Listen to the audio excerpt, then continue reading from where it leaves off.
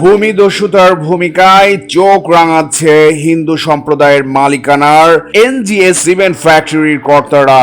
মগের মুল্লুকের মতোই দিনের আলোতেও পতেঙ্গায় অন্যের জমি দখল করে নিচ্ছে ভয় দেখিয়ে। চট্টগ্রামে এনজিএস সিমেন্ট ফ্যাক্টরির পেটে যাচ্ছে বহু মুসলিম লোকজনের জমি, এমন অভিযোগ এলাকাবাসীর। আইনকেও তোয়াক্কা করছে না এনজিএস পতেঙ্গায় অন্যের জমি দখল করে পিলারও গড়েছে। প্রতিবাদ করতে গিয়ে উল্টো মিথ্যে মামলার ভয় দেখানোরও অভিযোগ উঠেছে এনজিএস সিমেন্টের কর্তাদের বিরুদ্ধে। তবে এসবের কল কাঠি নাড়ছেন একটি বিজ্ঞাপনী প্রতিষ্ঠানের কর্ণধার এনজিএস এর মিডিয়া অ্যাডভাইজার বিশ্বজিৎ পাল নামের এক লোক। মূলতই নিজেকে সাংবাদিক হিসেবে জাহির করে আড়াল করছে এনজিএস এর লালিত ভূমিদস্যু বাহিনীর সব অপকর্ম। বিস্তারিত দেখুন পুরো প্রতিবেদনে। ননী গোপাল সাহা, লোকে চেনেন জানেন এনজিএস নামেই। হিন্দু সম্প্রদায়ের এই শিল্পপতি আমৃত্যু মানুষের সেবায় নিজের জীবনকে বিলিয়ে দিয়ে ৮৩ বছর বয়সে পৃথিবীর মায়া ছাড়েন ২০১২ সালের সেপ্টেম্বরে।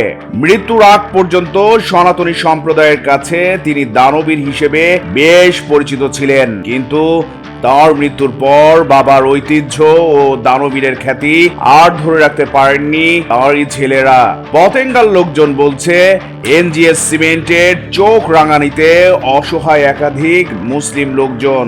রাতের আধারে নয়, দিনের আলোতেই এনজিএস সিমেন্ট ফ্যাক্টরির বিরুদ্ধে জমি দখলের অভিযোগ উঠেছে।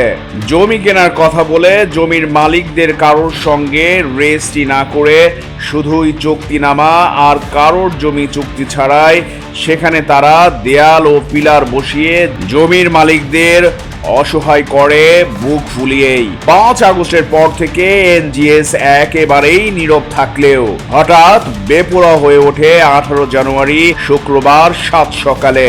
সিমেন্ট ফ্যাক্টরির খালপাড় রোডের পাশের অন্যের জায়গায় পিলার দেওয়ার কাজ শুরু করে এনজিএস কর্তৃপক্ষ। হঠাৎ এমন দখল কাণ্ড নিজের চোখে দেখে জমির মালিক ভুক্তভোগী মোহাম্মদ হাসান পতেঙ্গা থানা পুলিশের কাছে নালিশ করে। এলাকার লোকজনের অভিযোগ বলছে পতেঙ্গা থানার আরএস রেকর্ডের মালিকের ওয়ারিশ গোপাল দে ২০২৩ সালের ৮ সেপ্টেম্বর অপ্রত্যাহারযোগ্য আমোক্তারনামা দলিল দেন।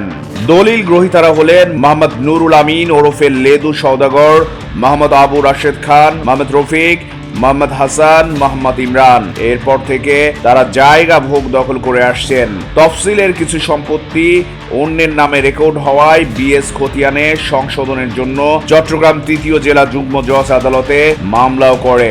মামলাটি আদালতে এখনো বিচারাধীন রয়েছে। মামলাটি বিচারাধীন অবস্থায় এনজিএস সিমেন্ট কোম্পানির মালিক ও তাদের দলবল নিয়ে জায়গা কেনার কথা বলে হঠাৎ পিলার বসিয়ে দেয়াল নির্মাণ কাজ শুরু করেন। এনজিএস সিমেন্টের মালিক খোকন সাহা ও অশোক সাহার ইশারায় দখল কাণ্ডে সরাসরি মদত নিচ্ছেন ইয়ার মোহাম্মদ ও তার অনুসারীরা। ভুক্তভোগীরা বলছেন জায়গার বর্তমান বাজার দাম দেওয়ার কথা বলে ইয়ার মোহাম্মদ মধ্যস্থতার এমন ফাঁদ পাতেন এনজিএস। তবে ফাঁদ পেতে এমন অপকর্মে বিশ্বজিৎ পাল নামের এক লোকের ছায়াও রয়েছে, এমন তথ্যই বলছে টিম চট্টগ্রাম প্রতিদিনের অনুসন্ধান। এরা আমাদেরকে টাকা পয়সা না দিয়ে জোর করে আমার জিনিস বাউন্ডারি দিচ্ছে, বুঝছেন? আমার জায়গা আছে মাঝখানে, এরা জোর করে বাউন্ডারি দিয়ে কয়েকজন লোকে বোকারি সব বিড়ি এরা ভাই টাকা পয়সা খাওয়াই দিই, বুঝছেন? এরা টাকা পয়সা খাওয়াই, আমাদেরকে টাকা পয়সা নেই ভাই, আমরা কারোর টাকা পয়সা দিতে পারতেছি না।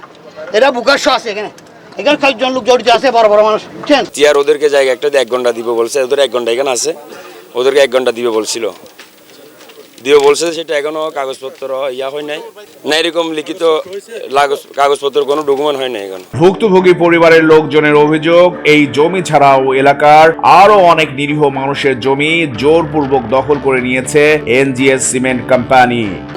তুমি চলে যাও, আমরা এটা আমাদের কিনা এই এনজিএস এর লোকে আরো যারা ছিল তারা। তা আমি বলি স্যার আমার ছেলে একটা প্রতিবন্ধী, আমি এখন যাবো কোথায়? আমি টাকা দিয়েছি, টাকা আমি পাবো না। না এটা আমাদের কিনা, তোমাদের চলে যেতে হবে। আমি কীভাবে যাবো? আমি তো থাকার জায়গা নাই, আমার 4টে ছেলে মেয়ে, কীভাবে চলবো, কীভাবে খাবো? আমাকে একটা ব্যবস্থা করে দেন। না তোমরা চলে যাও, এই বন্ধ হওয়ার পরে তোমাদের গদুর বাংলার ভূত। এ বিষয়ে এনজিএস সিমেন্ট লিমিটেডের মিডিয়া অ্যাডভাইজার বিশ্বজিৎ পাল বলেন, আমরা কারো জায়গা দখল করতে যাইনি, কিছু কিছু জমি আমরা ক্রয় করেছি, আর কিছু জমি ক্রয় করবার বিষয়ে কথা চলছে। জমির মালিকরা জায়গার দাম বেশি দাবি করছে। কিছু কিছু জমির মালিকদের সঙ্গে আমাদের কথা হয়েছে। আশা করি উভয় পক্ষের বৈঠকের মাধ্যমে বিষয়টি সমাধান হবে।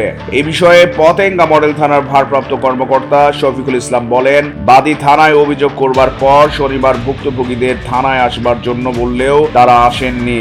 ভুক্তভোগীরা কোর্টে গিয়ে 145 ধারা জারি করেছে বলে শুনেছি।